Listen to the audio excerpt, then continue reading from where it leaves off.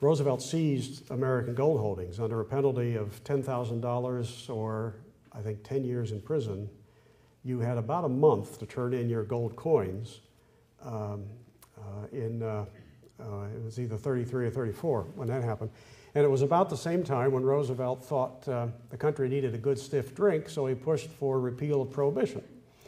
And whoever it was that wrote this up, sometime I recall reading it, where this guy pointed out that a year before, if you had two men walking down the street, one of them with a bottle of booze in his hand and the other one with a gold coin in his pocket, the one with the gold coin was an honest citizen and the guy with the bottle of booze was a criminal. A year later, it was just the opposite. The guy with the booze, hey, nothing wrong with that.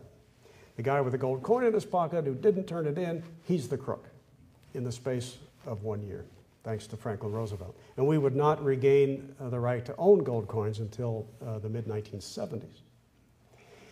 Well, under the weight of the NIRA and the AAA, the American economy continues to reel in depression. But around 1930, late 35, 36, we begin to see signs of life once again. Unemployment begins to fall to somewhere around 15%, as I recall, well below 20. What happens? Well, we got relief from those two acts of Congress that I just mentioned. We got some relief from unexpected quarters. The Supreme Court declared both of those acts unconstitutional. They were on the books for a year, year and a half, maybe two, not quite two, I think, in either case. And then the Supreme Court threw them both out. And in the process of doing that, they earned Roosevelt's unending wrath. He will begin to call the court those 9 old men. Now, that'll come back in just a moment, but for the moment anyway, he's very angry at the Supreme Court for throwing out the NRA and the AAA. Well, if nothing else had happened, perhaps the economy might have continued to show some signs of improvement. But then in 1937, Franklin Roosevelt achieves a first, a depression within a depression. In 1937, we have one of the swiftest collapses in American economic activity in a matter of months. Unemployment breaches 20% again. Industrial production grinds to a halt. What happens in 37? That leads us to the fourth phase of the Great Depression. The fourth phase, which we call the phase of the Wagner Act, W-A-G-N-E-R, the Wagner Act. And it's that particular legislation that I'll focus on as having the most impact in explaining the 37 collapse. But before I get to it, I want to tell you of some other things Roosevelt was doing that contributed to the collapse in 37 and a lingering depression for years thereafter. One was the Supreme Court packing scheme. Remember, in 1936, he runs for re-election. You have to give the man credit. In the midst of all this meddling that wasn't producing recovery, he was still giving great fireside chats, and people thought, well, he's trying, and he won re-election handily in 1936. The Republicans put up a very weak candidate who came across by election day as kind of a Me Too FDR light named Alf Landon from Kansas. And he only carried 2 states, and that became the start of that old saying, as Maine goes, so goes Vermont. Those are the only, he didn't even carry Kansas in 1936, his own home state. So Roosevelt, fresh from a re-election victory and what he thinks is a new mandate, he goes after the Supreme Court. That body that had thrown out his favorite 2 centerpieces of the New Deal, he decides, I've got to neutralize their ability to block my stuff. But he can't call for their impeachment. I mean, these guys had called the shots as they saw them. They didn't do anything impeachable. They just disagreed and said why, and had good grounds for saying so. So he has to come up with another way to try to remove the court as an obstacle. So he comes up with this proposal to the Congress that goes like this.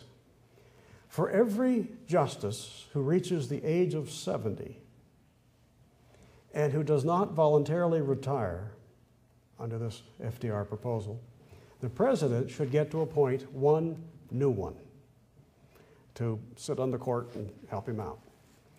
If that had passed, I believe the number is 5 new justices could have been appointed by FDR. He could have packed the court with a new batch of justices to counter those who had been against him.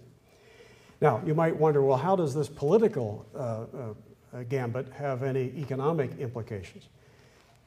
It lasted for a number of months, 7, 8 months, I think, in 1937 as the Congress debated this. It's the first big battle that he lost. His own party went against him. But as long as it was hanging fire, I think there were a lot of investors who thought, I'm going to wait to see how this thing pans out. Because if he gets this, then all that New Deal stuff's coming back. I think if I'd been around then and had a little money to invest, I probably would have waited too to see, hey, what's going to happen here? I'm not going to take a risk and take a chance if the court is our last bulwark against the worst of FDR. If he takes it over too, it's not going to be a very good climate to invest. So that didn't help in 1937. He also had a reversal of Fed policy. The Fed, which had become a bit expansionist again in the mid-30s, now slams on the brakes and begins jacking up interest rates in 37. Again, the roller coaster monetary policy that ultimately always has implications for the economy at large.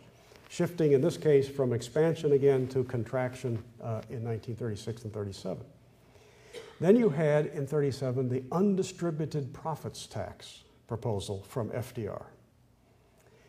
You know that when a corporation makes a profit, it can retain some of the earnings for itself. Undistributed profits or retained earnings becomes an important source of internal capital for expansion. It can divvy it up amongst its shareholders. That would be distributed profits. Well, by 37, Roosevelt's coming under the influence of people like John Maynard Keynes, who kept saying that the problem in the economy was there's not enough spending. And you've got all these companies, for instance, that are retaining their earnings instead of divvying it up to their shareholders who would then spend it. So we got to get them to get it out there in the pockets of shareholders. So not so much as a revenue raiser, but rather as a penalty for businesses that retain earnings instead of giving them to their shareholders. Roosevelt calls for an undistributed profits tax of 85%. So think of it. He's in the midst of depression. He's saying, oh, you made some money? Oh, and you didn't give it to your shareholders? I want 85% of it. This is the guy who saved us from the depression, and we were still in it well into the second term.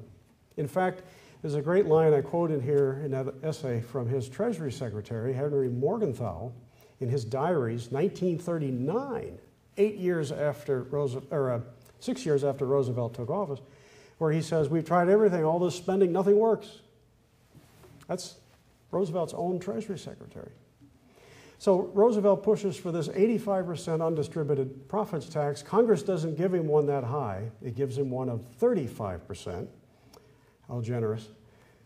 Harmful though it was, it passed, and they repealed that a year later when they realized the harm that it had done.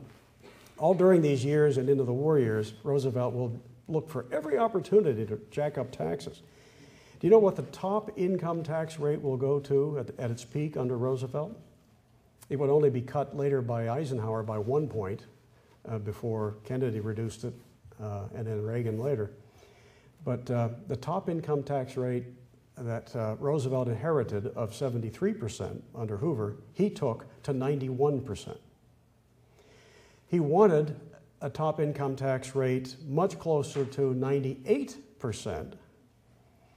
And there was a debate on that in the Congress, but it was defeated when some Midwest congressmen coming from states that had 2, 3, 4% state income taxes, they said, wait a minute, if he gets 98, how are we going to get our 3 or 4 or whatever? So they didn't go that high. But then in reaction to Congress not giving him that sky-high 98% income tax rate, Roosevelt imposes by executive order a 100% income tax rate on all incomes in excess of $25,000. Boy, there's a winner for you, right, of an idea for in the midst of a depression. Just take everything at beyond $25,000.